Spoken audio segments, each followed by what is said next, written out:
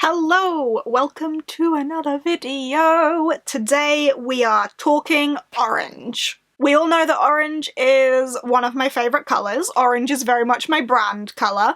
Orange is my vibe. My hair used to be orange. So we are talking orange books.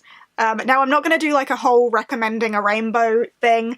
I'm purely focusing on orange just because orange is my colour. A lot of people associate me with the colour orange, so if I'm going to do colour recommendations, we're going to go with orange. So, without rambling too much about it, let me take you through 10 of my favourite orange books. And picking these out was surprisingly easy. It turns out that there are a lot of orange books that I really like. Let's get on with it. These are in no particular order. First up on this list, we have The Ship of Shadows by Maria Kuznia. This beautiful cover, illustrated by Carl James Mountford, my favourite illustrator, has so much orange. The back is very orange. The spine is much more blue, but orange with those navy details. This is a colour scheme I absolutely adore, an art style that I am head over heels in love with, and a story that I really enjoyed. This follows a young girl called Alasia who has a passion for languages and exploration, and she is called to the Ship of Shadows, which is a pirate ship with an all-female crew, and she needs to work out why the Ship of Shadows was her destiny, what that means for her, and goes on this adventure with the crew. Love piratey books. I really do like piratey books. Seafaring, set at sea, and a fun piratey middle grade was a great time. Unfortunately, I didn't love the sequel quite as much, but the first book I think was really strong. If you like travelling and seafaring and adventurous middle grades, this is probably one for you. Next up, another middle grade, we have The Haunting of Evelyn Jones, a teeny tiny middle grade that I think is massively underrated. The atmosphere in this book is beautiful. It's haunting. It's spooky. It's chilling. It freaked me out. I don't do horror, I only do spooky middle grades. This is probably one of the spookier middle grades. This and Dead Voices, but Dead Voices is blue, are two super, in my opinion, spooky middle grades, and this one is very orange.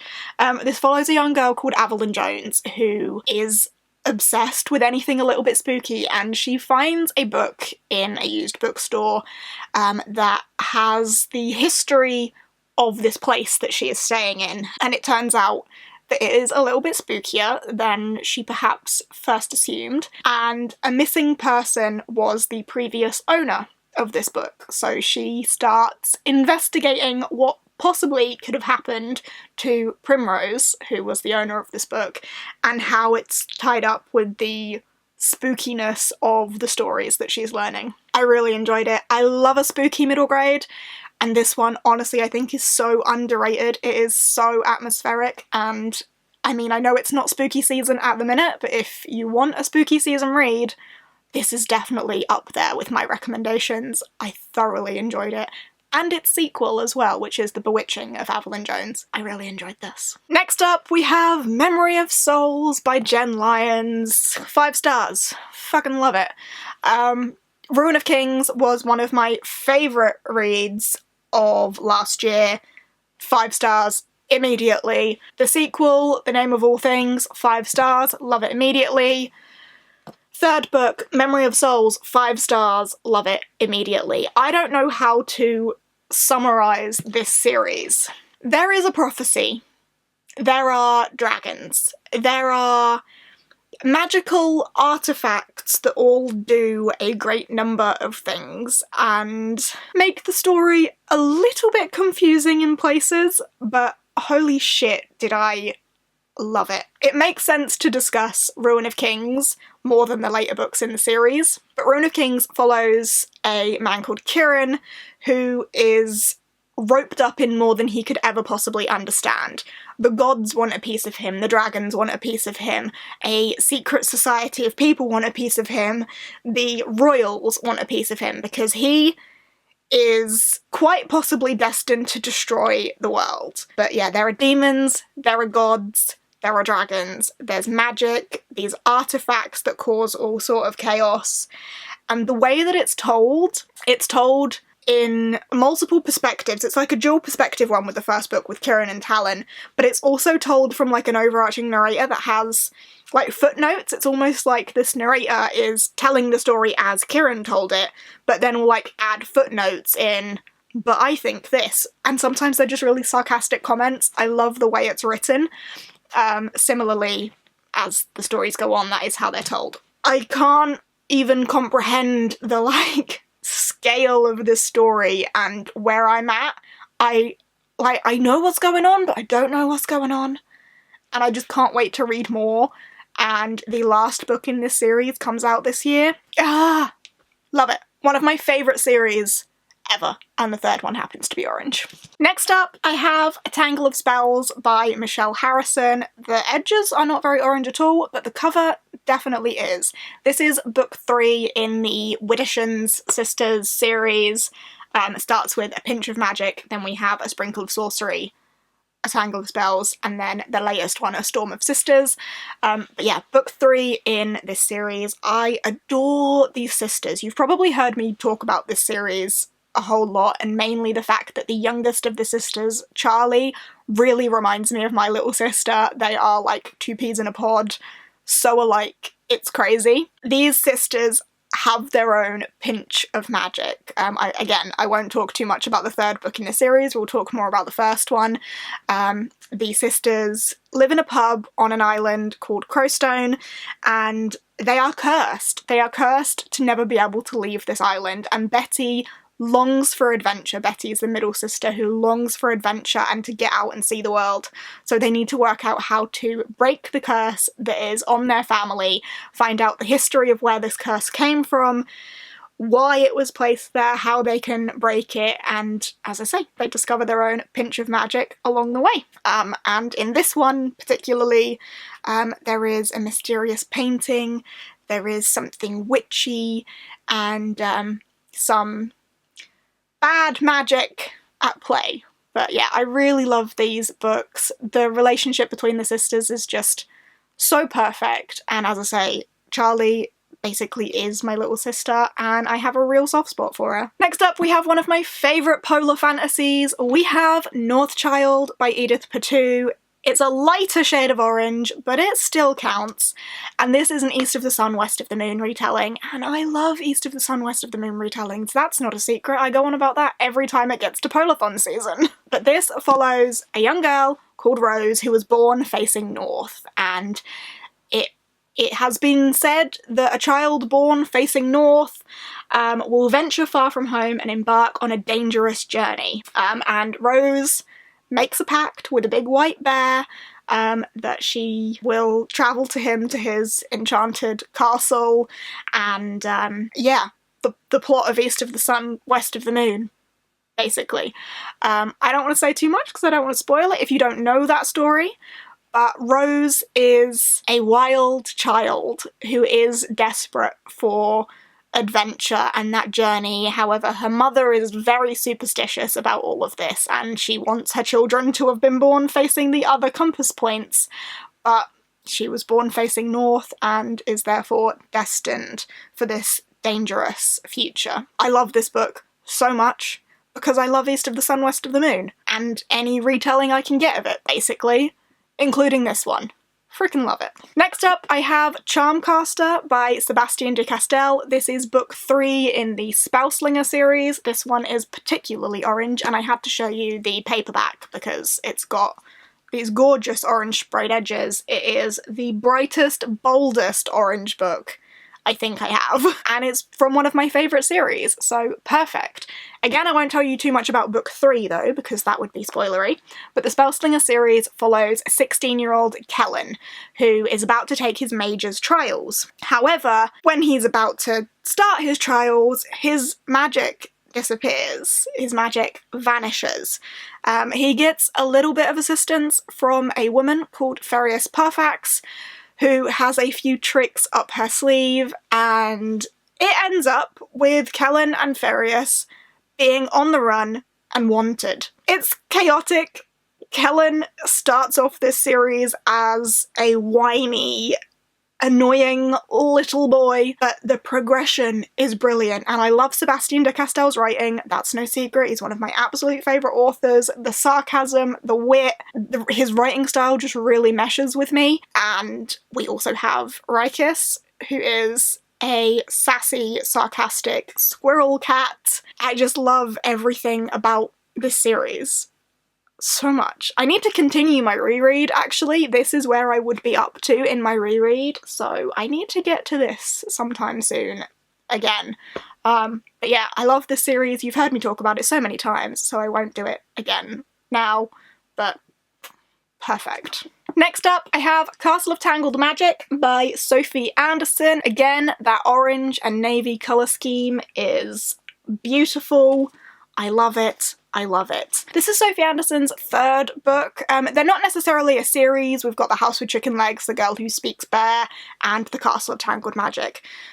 Although they're not necessarily a series, they do kind of tie into each other, and there is something in this one that ties in with the others that was just so beautiful and so perfect, and I loved it. But in this one, we follow 13-year-old, who has a new baby sister, and she would do anything for this new baby sister. She is so excited to be a big sister. She would do anything for her sister. However, she lives in a castle with some tangled magic, and she ends up stepping through a portal of some kind into another world where this tangled magic is threatening to destroy her home, and she has to embark on this quest to work out how to untangle the magic where she is destined to save this world. Really heartwarming, great fun. I love Sophie Anderson's books. The folklore in them is spot on. Fantastic vibes, love them. I will read anything this woman puts out. Next up, I have Elantras. I know that not every copy of this is orange, but mine is. I think this is like an anniversary edition or something, but the original might be green? I don't know if I've made that up. Anyway, my edition is orange, so I'm taking that. It's a brandy sandy, and I really liked it. This is about Elantras, the city of Elantras, and this death that takes over people and they are thrown into Elantras, but the dead are not completely dead, and there is magic still lurking in the city of Elantras. We follow a princess who was going to be politically allied and married to the prince of this kingdom. However, when she gets there, he is dead. But she still wants to be a part of this kingdom and is contractually obligated to her new family. But she is very interested in the city of Elantras. Secrets remain in Elantras. The dead and the ruined may yet have a role to play in this new world because magic still lives. I really don't want to say too more than that because spoilery, but basically the dead aren't quite dead and the magic is lurking, and the princess is still desperate to fight for an alliance between her new family's kingdom and where she came from. So it's just a great mix for me of the magic, the mysterious, the political. I really enjoyed it, and this copy is orange. Next up, I have Crowfall by Vashti Hardy. I love Vashti Hardy. She's one of my favourite middle grade authors. And again, we have this orange and navy colour scheme. It's just such a great colour scheme. I love it. But this one follows Oren Crowfall, who has lived his whole life on the island of Ironside. It is a very mechanical, steampunky island. Vashti Hardy writes a steampunky vibe so well. But Oren learns a terrible secret about something at the heart of this island that is putting the island at great risk, and he wants to save it. He also has an adorable little robot companion called Cody. It's just so cute. There is this massive steampunky robotic sea serpent type thing, but there's also this natural beauty, and at the heart of everything in these worlds is nature. It's such an interesting concept for the world. I really think it was beautifully done and a really unique and original story. Loved it. a whole lot, but I do love anything that Vashti Hardy puts out. As I say, her like steampunky vibes are just perfect. I loved it, and I had a fantastic time reading this book, and its cover is gorgeous. And then finally, it wouldn't be orange books without the beast that is The Priory of the Orange Tree by Samantha Shannon.